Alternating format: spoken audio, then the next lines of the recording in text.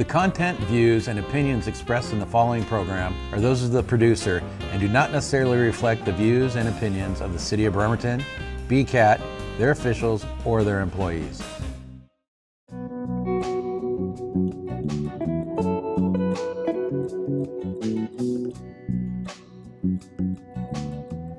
Welcome to Conversation with the Community Leader, brought to you by the Leadership Kitsap Foundation.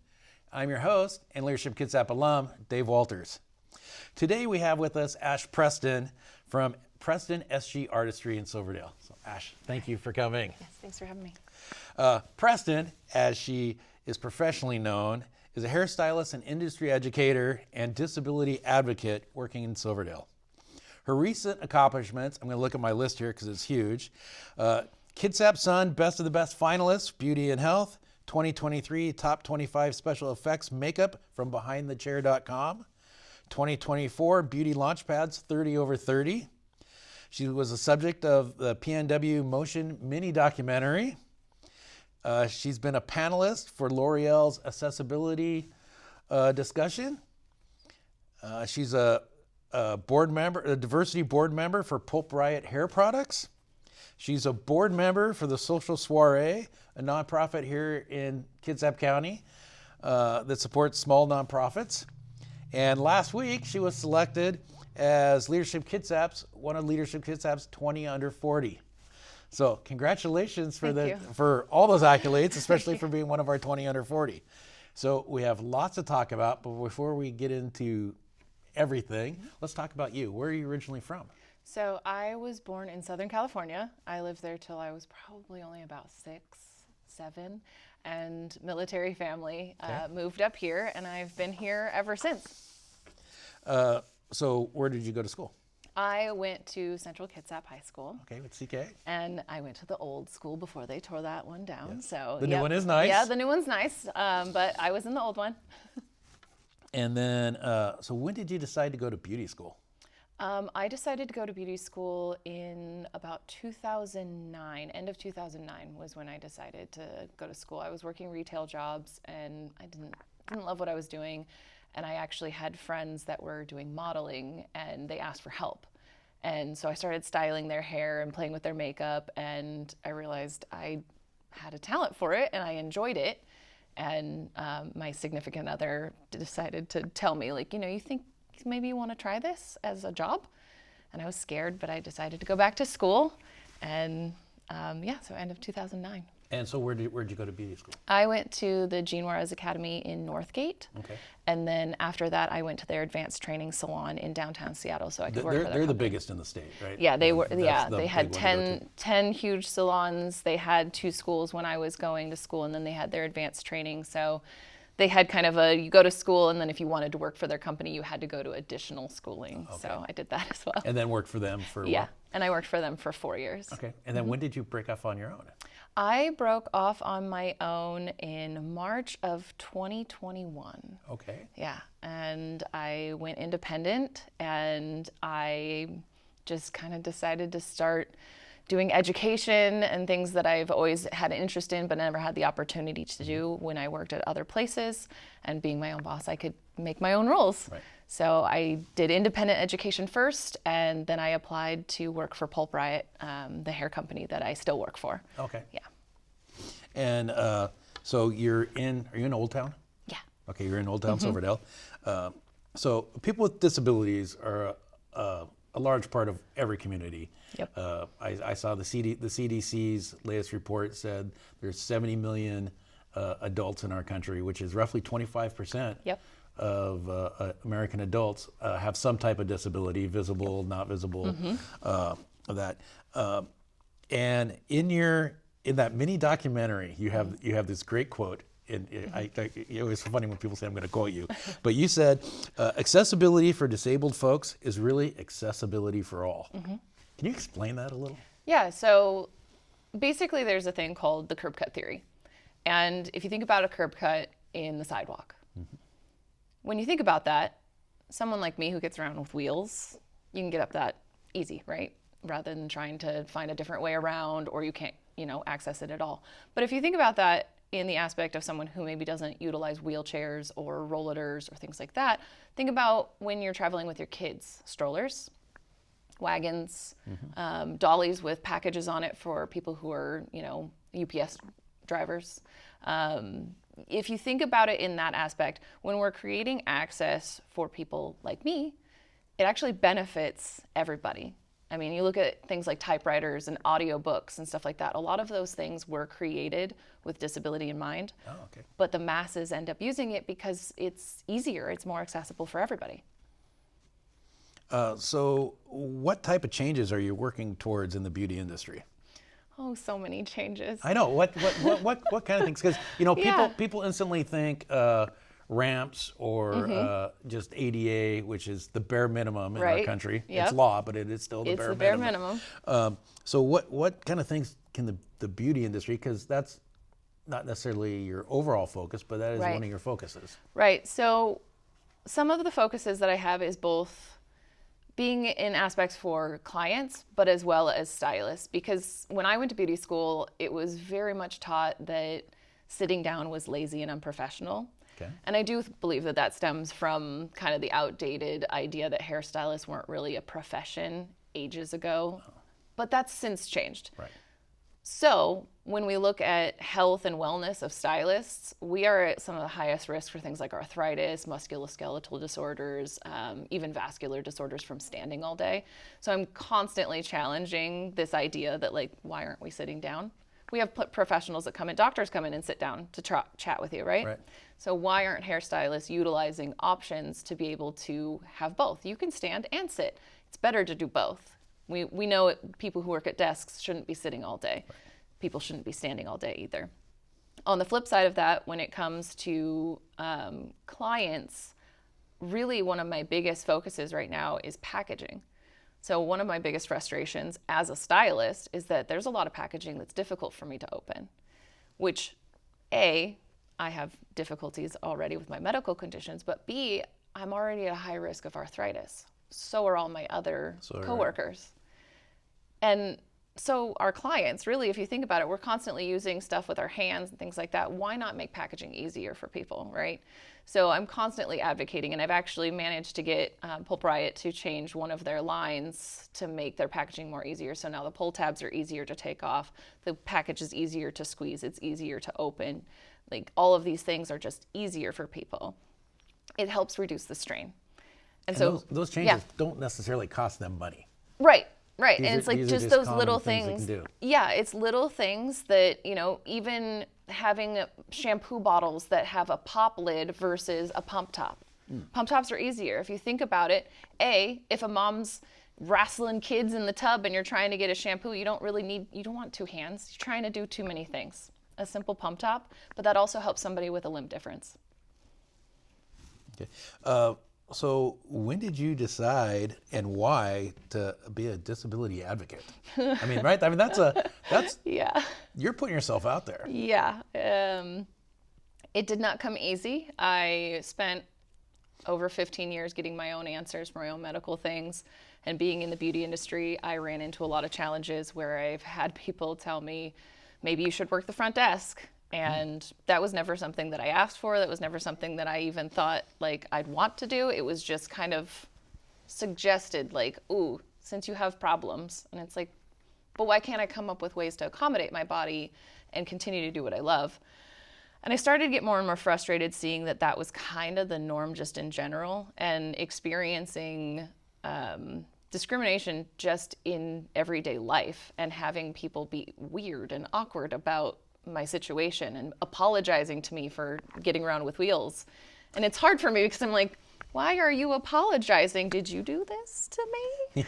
No, you didn't, right? So it's like, why are we apologizing for something that really, truly, disability is a neutral part of the human experience? It just happens. It's not really a bad or good thing. It just is an experience. So when I noticed that that was a constant thing, I decided one day that I was like, maybe I should start talking about this a little bit more because I'm getting frustrated and I feel like I just need to get it out there. And then I did. And after that first post online where I talked about my medical conditions and how I was frustrated about the lack of like advocacy, especially in the beauty industry, and the discrimination that constantly happens, I had people in the comment section, but more so people in my inbox sharing their personal experience with me. And I'll tell you, some of it was gut-wrenching. There were people that basically said they wish they had had their like major medical episode at beauty school so that people would have believed them, or they never finished beauty school because of their medical stuff and they had no accommodations, or they left the beauty industry altogether because their employer would not provide accommodations. And so those were the things that kind of have like a justice sense. And I just decided like, I can't not keep talking about this. Okay. This is not where we need to be, because the beauty industry is kind of known for being more inclusive and being more open. And I realized there's so much discrimination still happening for the disabled community. We got to change that. And your shop in Silverdale is unique and kind of special. Why don't you tell me about that? Yeah, so I actually work out of a little space that is owned by another salon owner, and I actually have a little room. So I have a door, I have adjustable lighting, I have a special cushion for the shampoo bowl, because there's a lot of things that people don't realize when we're working that can affect clients. And so even just someone coming in and having like a slight migraine, that can be really painful sitting in under those lights. So having adjustable lighting, or having folks who are neurodivergent, so people who are autistic or have ADHD or a million other things, those things can really like be triggering for people. So I have, sometimes it's sound and light together that can be really problematic. So I can turn the lights down and blow dry someone, and it helps reduce a lot of that sensory input, and it makes it more comfortable for the person. So you can shut the door, so you can like close out everybody else's conversations, you can turn the lights down, and then all they have to like handle is the blow dryer. And so having those aspects available, it's like we have a ramp at the front of the shop, so I can easily get in and out of the building, which isn't always the case in a lot of salons. But having all of these other aspects to make things more comfortable. It's like having fidgets at your station. I have them. Do you know how many people who are not ADHDers like myself that grab those fidgets? Because it's comfortable. It's something to do with your hands. But for the people who are autistic or ADHD like me, it's something that can help kind of calm the situation. You can distract yourself with other things, because sometimes having someone touch you is not the most comfortable. So having a different sensory input can help shift that focus a little bit more. So it's not just accommodating, it's actually making it just part of the experience that you have there. Yeah. So do you just do, and this is so people know, do you just do color? Because I know you're a vivid expert, right. and I obviously don't know a whole lot of beauty industry terms, so forgive me for those. So, do you do more than coloring? Do you do cuts?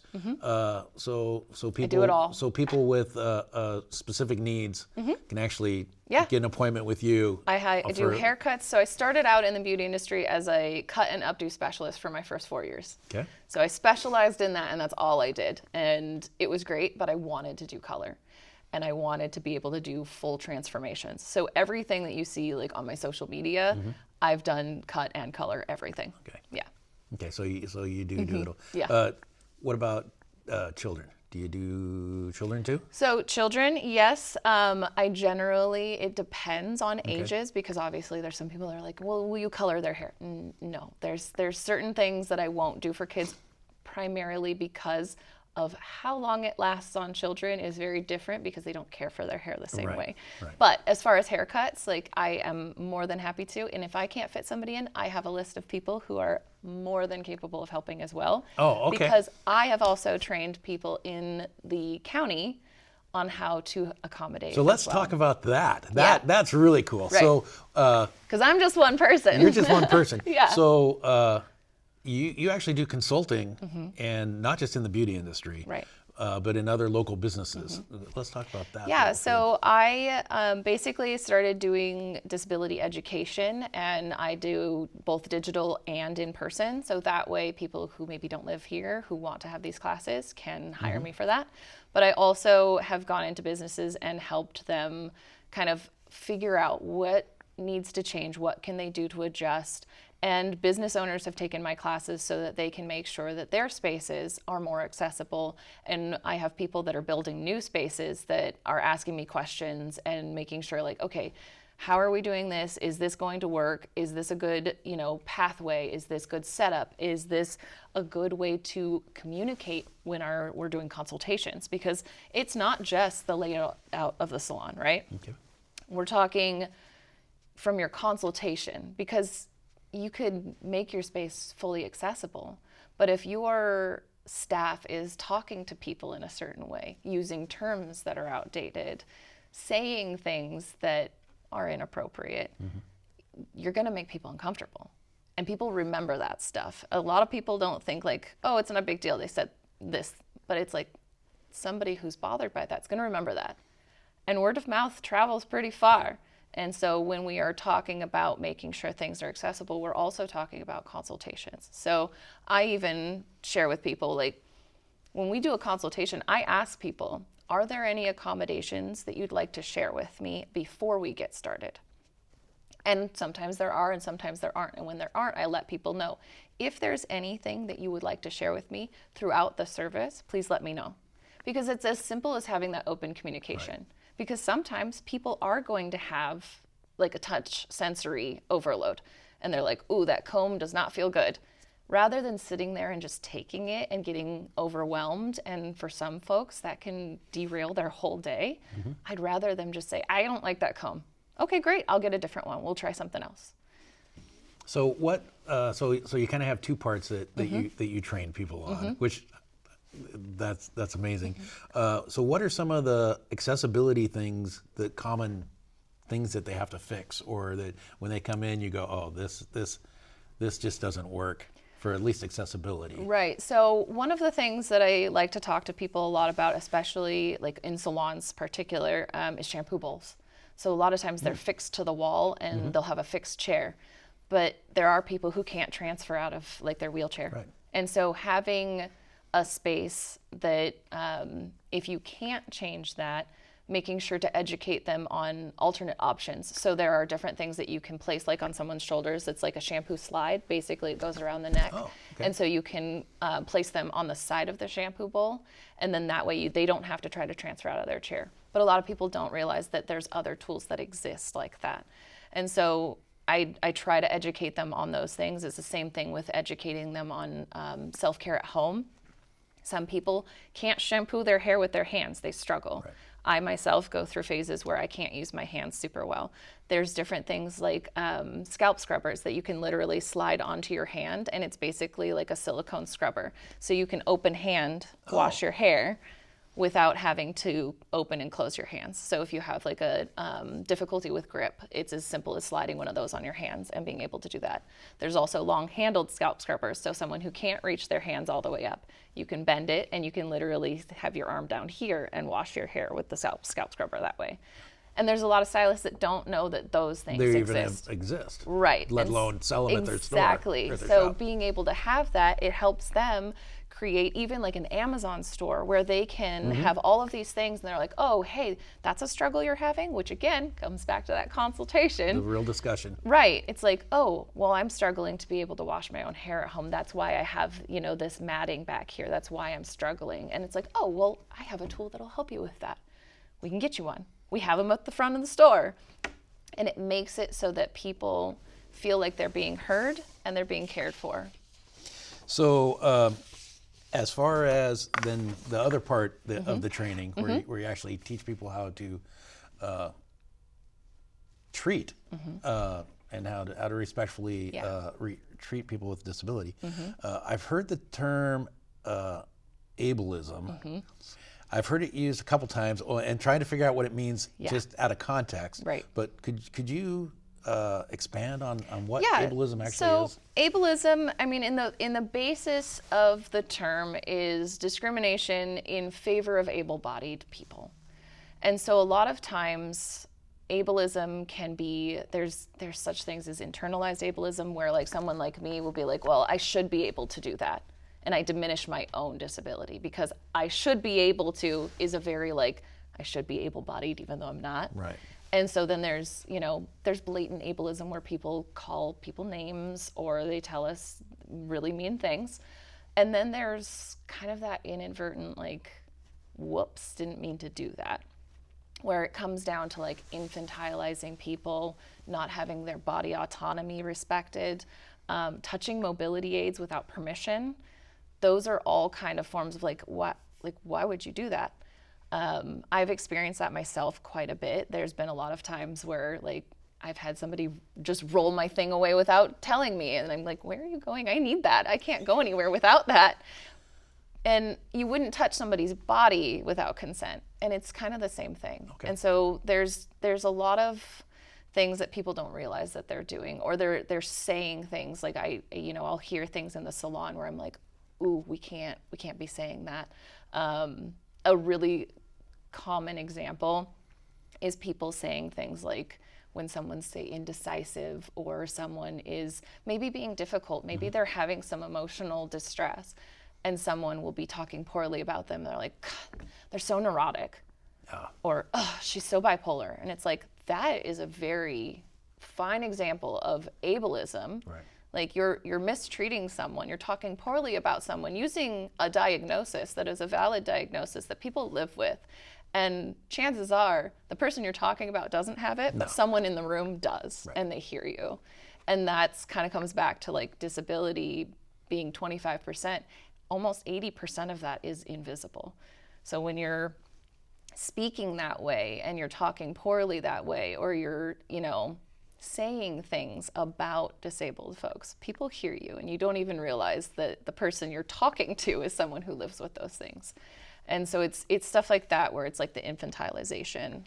That one comes up a lot where people are like, oh, do you got it? Are you sure? Are you sure? And it's like, you could just ask a person. I'm a grown woman. Yes. Right. Like you can just ask me if I can do it. And I can tell you, like, I'm very aware of what I can and cannot do.